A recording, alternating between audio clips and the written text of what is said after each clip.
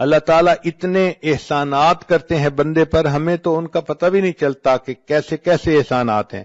مثال کے طور پہ اللہ تعالیٰ بندے کے رازق ہیں، تو اللہ تعالیٰ وقت کے ساتھ ساتھ بندے کے رزق کے دروازے بڑھاتے چلے جاتے ہیں۔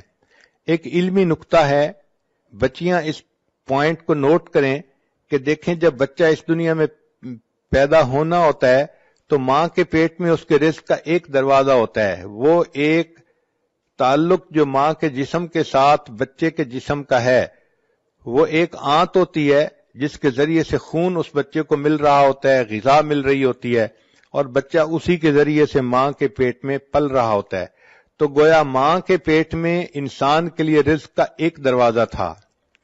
پھر جب وہ بچہ اس دنیا میں پیدا ہو گیا، اب اللہ تعالیٰ نے دو دروازے بنا دیے، ماں کے سینے میں دو پستان بنا دیے۔ پہلے ایک جگہ سے رزق ملتا تھا، اب دو جگہ سے رزق ملنا شروع ہو گیا اس دنیا میں آنے کے بعد۔ پھر بچہ تھا، ماں کا دودھ پیتا تھا، جب بچہ بڑا ہو گیا اور ماں کے دودھ کے علاوہ اب باقی چیزیں کھانے لگ گیا، اللہ تعالیٰ نے اس کے لیے رزق کے چار دروازے کھول دیے۔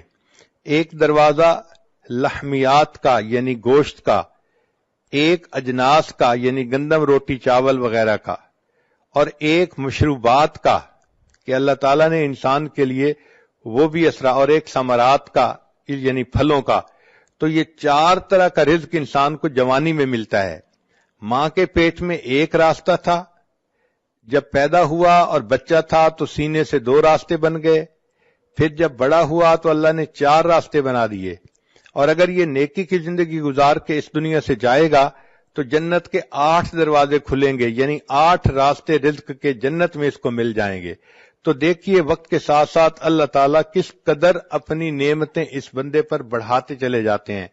بندے کو چاہیے کہ اپنے اللہ کا فرما بردار بن کر زندگی گزارے۔ اللہ تعالیٰ بہت رحیم و کریم ہے، وہ بندے کو اپنی نعمتوں میں خوش دیکھنا چاہتے ہیں، اپنے بندے کو محروم دیکھنا پسند نہیں کرتے۔